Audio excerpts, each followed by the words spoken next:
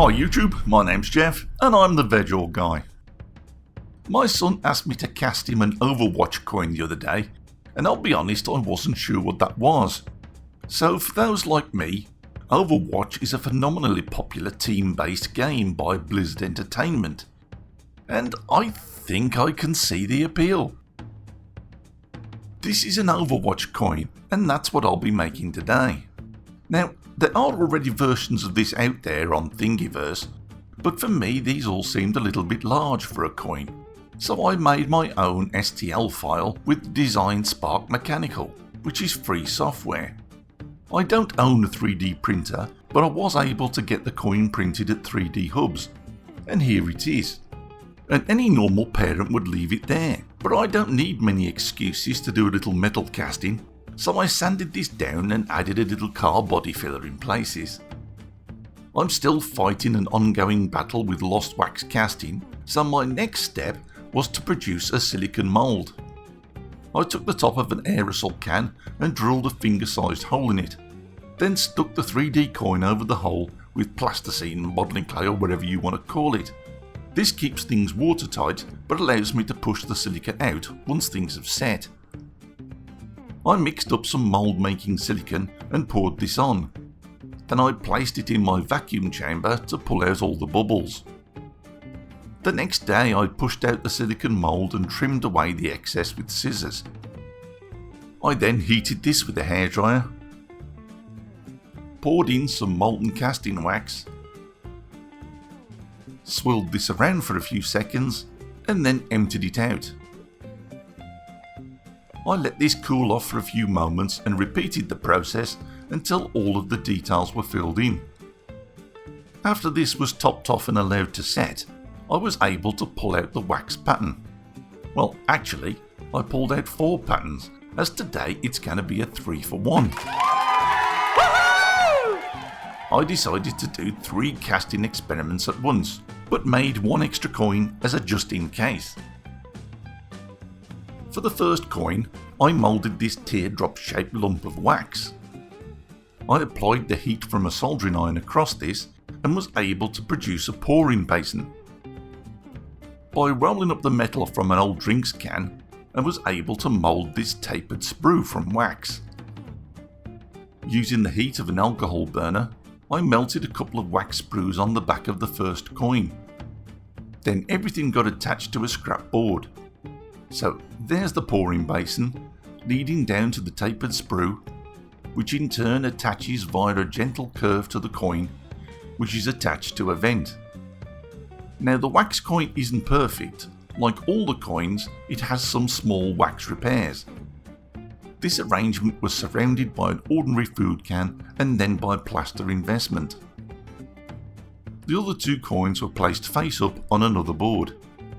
These were eventually surrounded by plastic from a piece of rainwater pipe and again filled with plaster. The investment plaster is mixed according to the manufacturer's instructions and then allowed to set for 2 hours. All went well with this food can. The first of the 2 coins came out nicely. Unfortunately, the other was a disaster, tearing away the plaster and the wax. And even on a second attempt, the same problem occurred. So one of the coins will never be perfect, but there's enough detail here for this little experiment. The 3 plaster flasks were heated in my foundry at 100 degrees Celsius for about half an hour, until all the wax had been emptied out. After this, the plaster moulds were cooked according to the manufacturer's instructions. It was then time to melt some metal in my homemade electric foundry. Now, I received a question this week from someone asking about metals. He said he'd noticed that ingots were quite expensive and he wanted to try the hobby, but this put him off. So I thought I'd remind everyone you can buy ingots if you want to and if you have the money, but personally I think that's the choice of the professional. Most amateurs, myself included, make use of whatever scraps we can get our hands on, as these are generally free. I've melted down thousands of drinks cans to get at the free metal inside them, and whilst this is definitely not the best quality metal you can get, for amateurs, for newbies, and for those who like stuff that's free, it's still a very good choice. Getting back to the casting, filling the wooden flasks with sand was going to be tricky, as I planned to be using two methods in one flask: the conventional basin and tapered sprue approach and my slap it in and see plaster feeder approach. So I weighted the drag in place and used a scrap of card to determine the centres of the plaster moulds. Even though this was fiddly, it was important.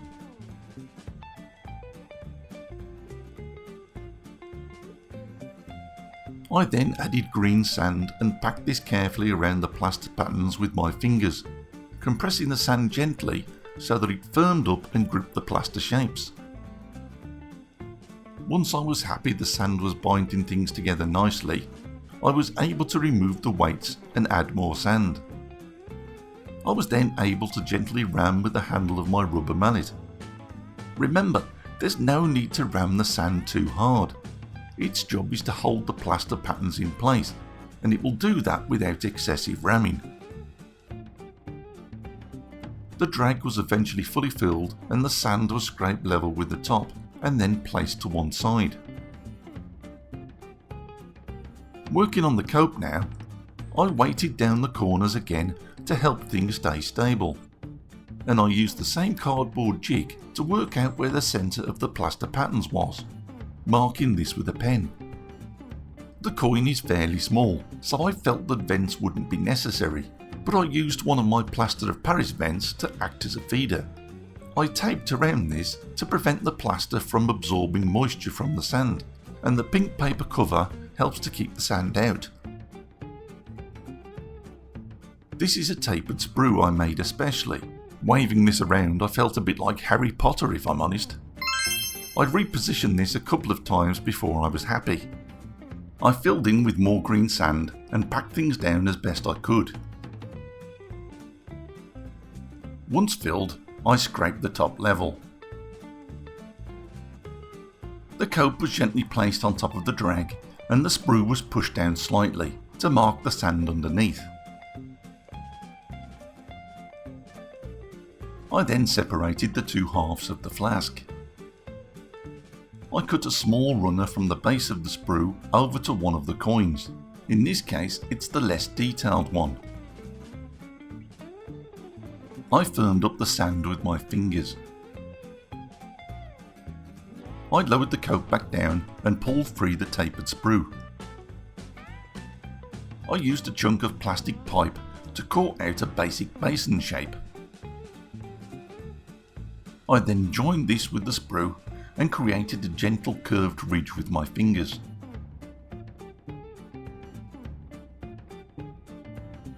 A little low pressure air cleared away any loose sand. The plaster had marked the sand above it, which allowed me to create a runner from the sprue. I test fitted the drag and cope together a few times to clear out any loose sand, blowing this clean with the air. Then everything was fitted together, ready for the pour. And here you can see everything in place. 1, Here is the traditional full plaster encasement approach. 2, This is the non-traditional half plaster in green sand with a basin and tapered sprue approach. 3, And this is my definitely not traditional half plaster, plaster feeder, slap it in and see approach. The metal was nice and hot inside my electric foundry, and it was time to pour. First, the sand basin. That seemed to work okay, flowing from the basin over the rounded ridge and down the tapered sprue.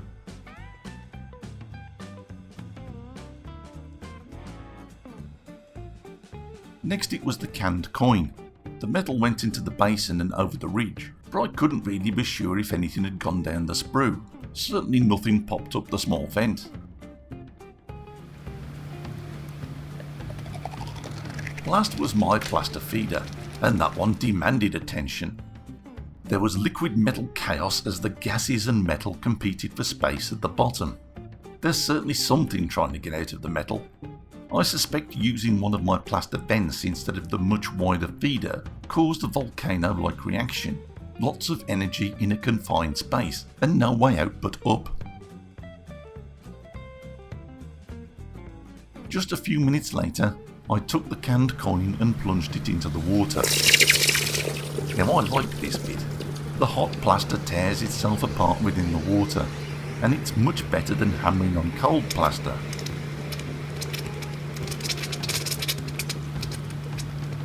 A few seconds later, a not too shabby casting was revealed. It looked nice and smooth, free from pockets and bubbles.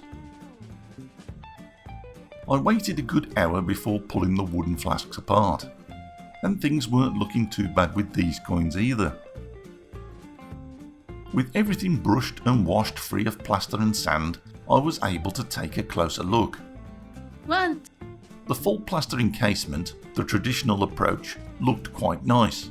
Remember, I've had bad experiences with this so far, but this time I added a basin and sprue to this, which is definitely not traditional in this situation, but I think it served the process nicely.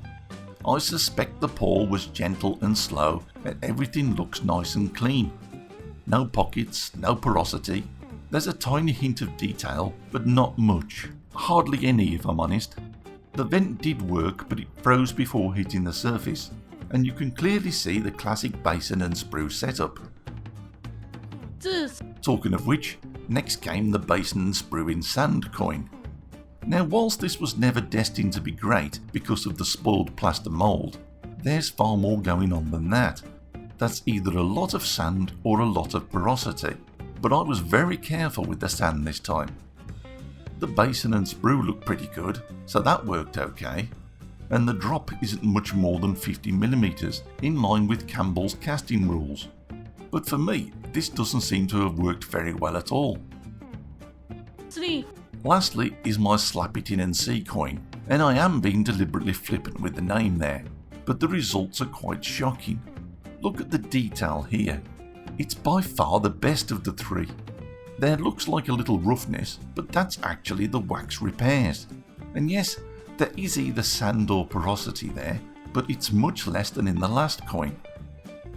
I realise some of these pockets might look large and deep, but don't forget this is a close-up of something that's really quite small. Looking from the side, that frenzied activity is clear in the metal at the top, but it's much smoother and calmer towards the bottom. Now people are going to argue that the plaster feeder contained water, and that's what all that frenzied activity is. And again, I'm going to counter-argue that the plaster was cooked at 230 degrees Celsius, driving off by far most of the water. Whatever tiny bit of water remains pales to insignificance when compared to the water that's in the sand. Whatever was taking place, my approach won the day here, and there is clearly only one coin worth cleaning up and using. A file around the edges and very little rubbing down with sandpaper managed to produce something that looks not too shabby. All it needed was a little black and gold paint. And here it is. Now, the scale spoils things a little, because in life this coin looks quite nice. There are imperfections, I admit, but because it's so large on the screen, it probably looks worse than it is. But this was nevertheless an interesting little project that enabled me to test 3 more techniques in my never-ending quest for lost wax casting perfection. Who knows, maybe one day I'll get there. But in the meantime, for me this was a nice result. Whee! I certainly hope you enjoyed this one, guys, and if you did, please like it. Please share this video with your YouTube buddies and subscribe if you haven't already. Check out my other videos on my YouTube channel and have a look at my website. In the meantime, guys, that's it for now, so take care and thanks for watching.